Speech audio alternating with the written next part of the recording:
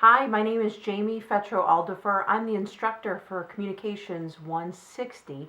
I've decided to make a little video of the syllabus since for many of you, I will never meet you face to face because there is no class, everything is online.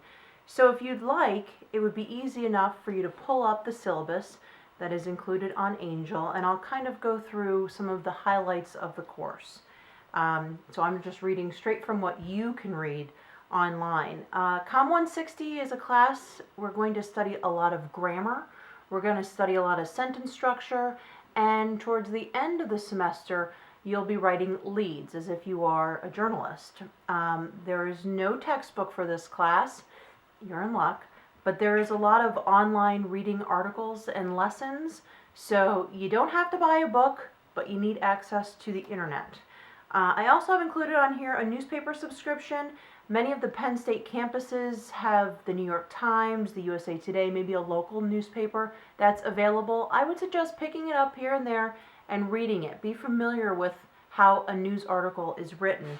Also, you can look online at any of the news organizations, ABC News or Fox News or MSNBC or any of the local papers in your area. Also, I've included on the syllabus that I would like you to follow on Twitter AP Stylebook.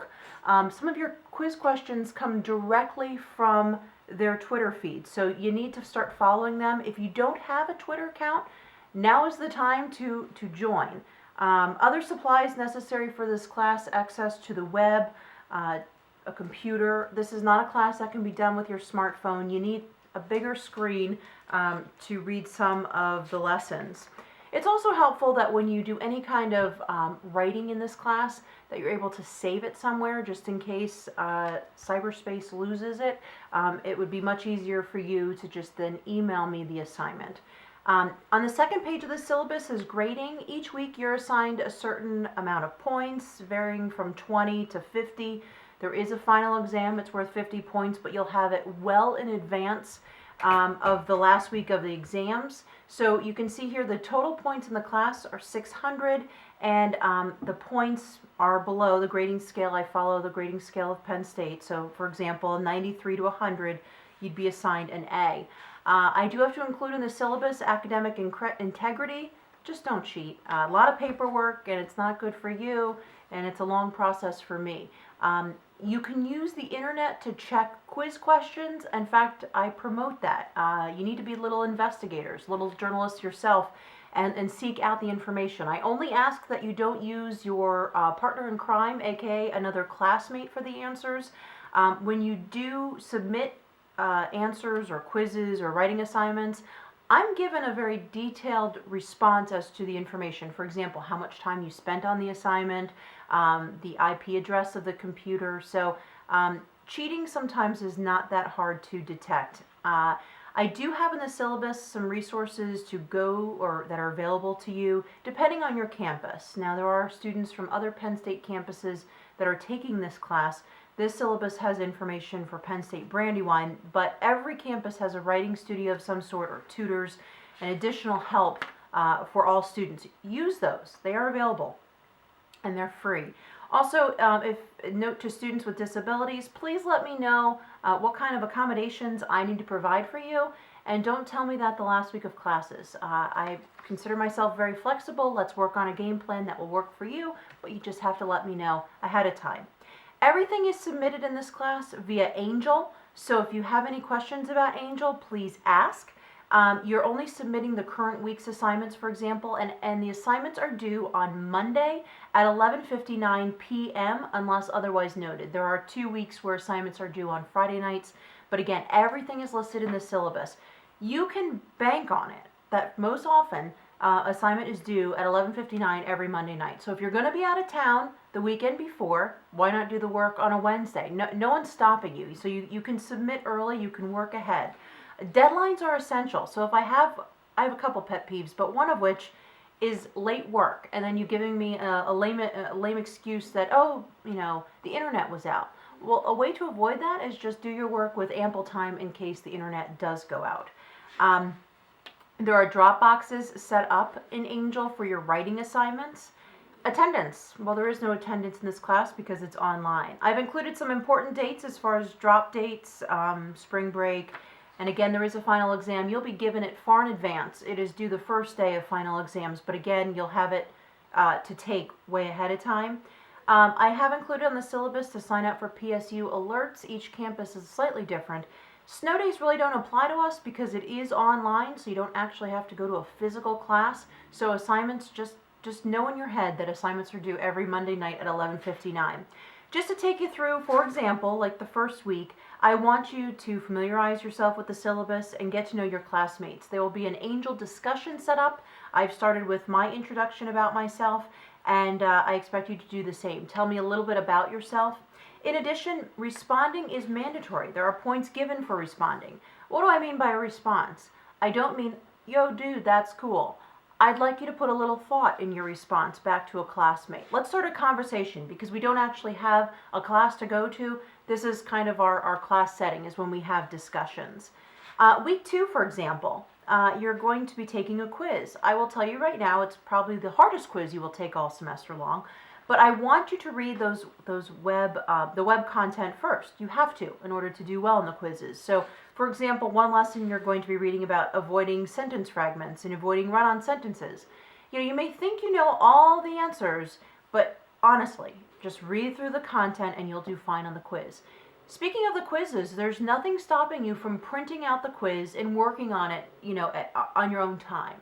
So you can print it at the beginning of the week and then read through the web exercises and then take the quiz as you go along. Just know that the quiz is due by 11:59 on Monday nights. On week 3, for example, you're reading about apostrophes and easily confused words. Again, the web addresses are right there with links, and you'll be taking another quiz. Week 4 is the first week that you'll be writing sentences. So you'll be reading a lot about misused words and the differences. And then you're going to be writing your own sentences for these words. So for example, in week 4, you're going to write sentences for accept and accept, effect and effect, course, and complement. Only those words. You'll be reading a lot about other misused words in addition to those, but you will only write sentences for the ones I give you, and there will be a drop box for you to do so. Again, as we move along this semester, you'll be learning more about grammar, for example, comma use, relative pronouns, and more easily confused words. Then we're going to start the second half of the semester talking about AP style. AP style is not APA or MLA. AP style is a style that's used and accepted among journalists. So basically the point is, whether you pick up the LA Times, the USA Today, the New York Times, the Miami Herald, etc., that the format of the paper is pretty much going to look the same, how they write, the style of writing. So it's very universal and it's universally accepted.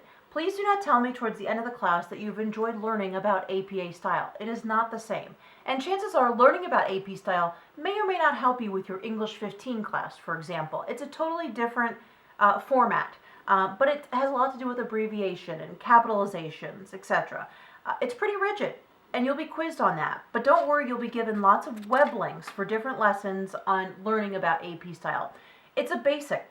It's basic. You're not going to go in depth about it, but I just want you to learn the basics of what journalists have to do day to day.